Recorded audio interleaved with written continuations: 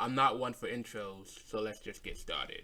My name is Aaron. I own a company called Wulfsbane Comics, and today we have a special occasion. If you guys didn't know, I'm in my mid-20s, and I haven't really read that many comics from like the 60s to the 90s.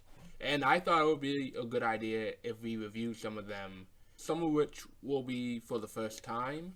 And today we have The X-Men, which is the first issue published in, I believe, 1963.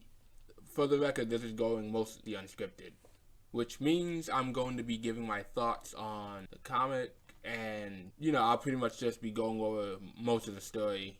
I won't do spoilers if I actually think the book is worth reading. Without further ado, we're gonna be talking about how much do I know about the X-Men. First off, I know a bit, not as much as I'd like. I do know who all these characters are. You got Angel, Beast, Cyclops.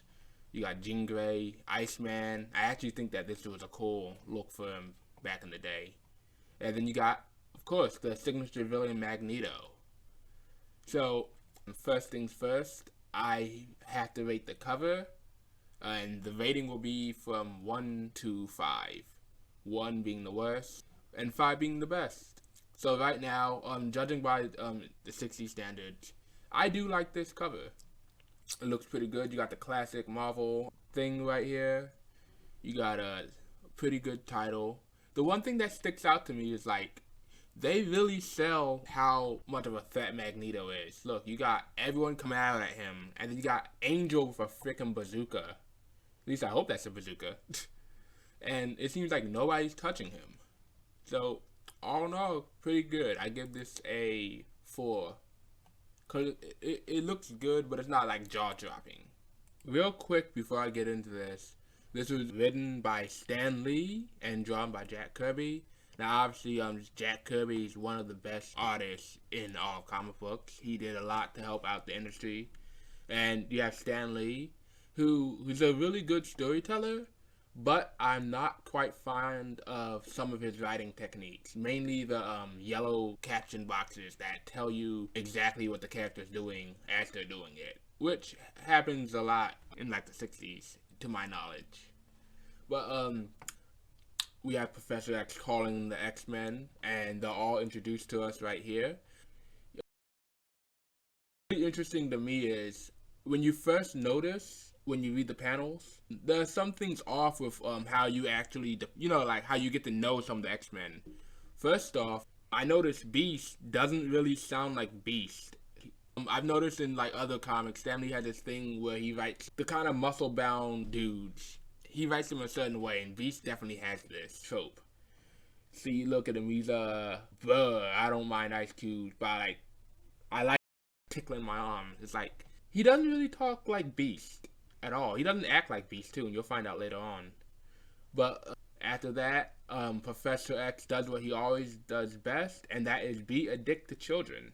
Yes, I don't understand how anyone would let Professor X take their children, especially mutant children, in there and train them to fight bad guys. But nonetheless, we have to have a plot.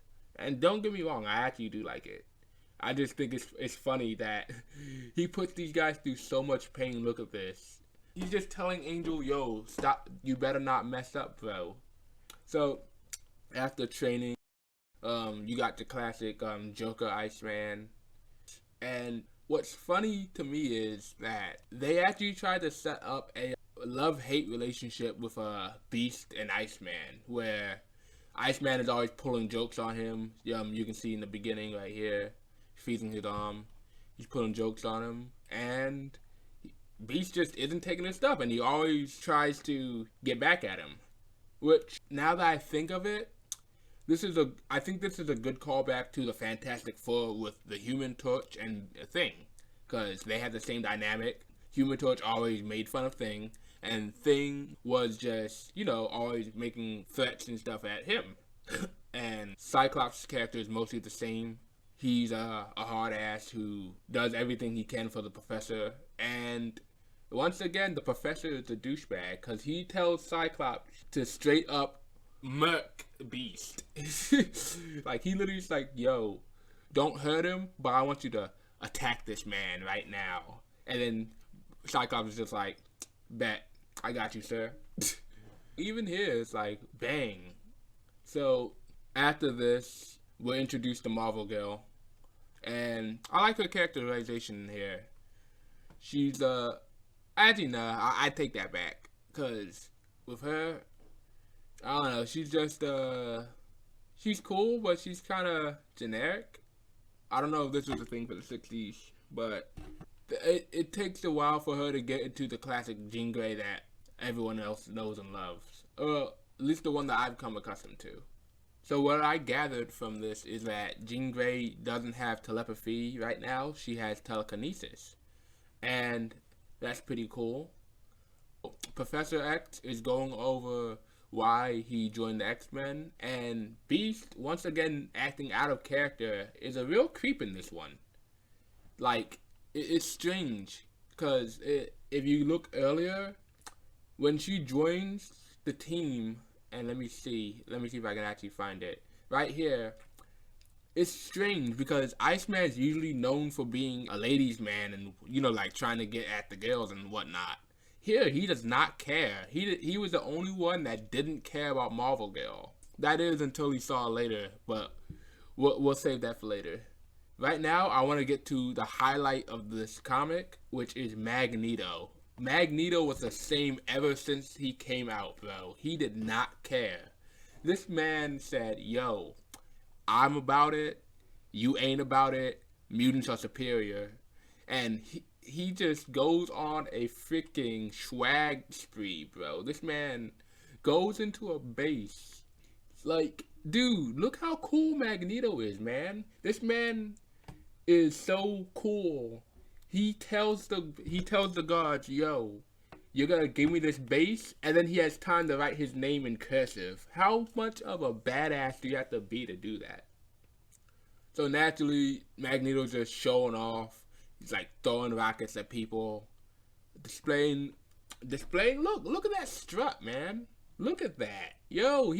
Honestly, Magneto could do whatever he wants, and if he's just walking like this the whole time, he's not even flying. This is how much confidence he has, man. So he does his usual thing. He shows off his powers. He's pretty much saying, yo, this is my base now. And as I said before, right here with these guys, they're all strange, man. They're just peeping on Marvel Girl. This is when Professor X is pretty much, I don't know what's wrong with Professor X, bro. This man just is addicted to children.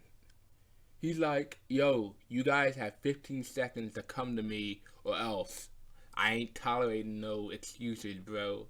It's like, how do you want these guys to get here 15 seconds? What if they're like 2 minutes away? You want them to just run to you, bro?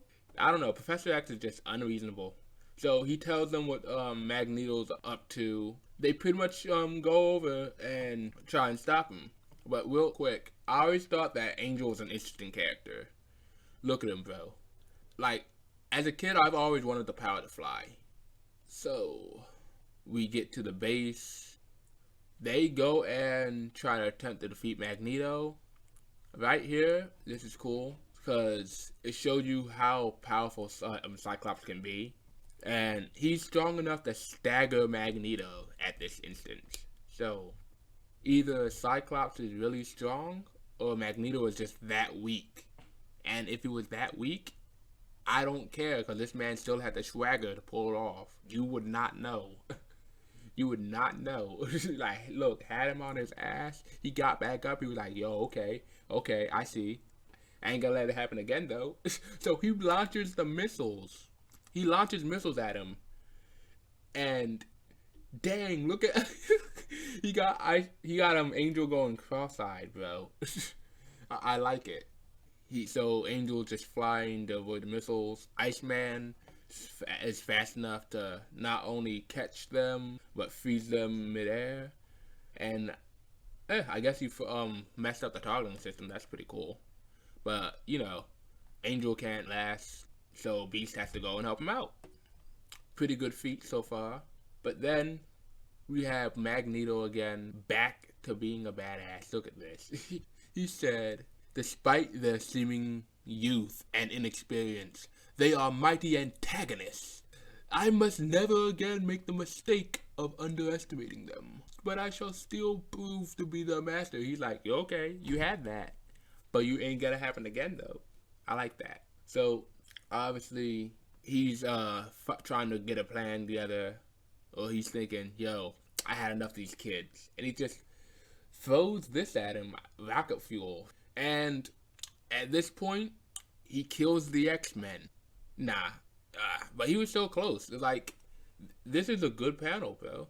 So at this point in time, Magneto gets bested by the X-Men. And it's weird because usually in first appearances, the villains will be defeated by the end of the first issue. But here, Magneto just flies out of there, and he leaves the X-Men to deal with him for another day.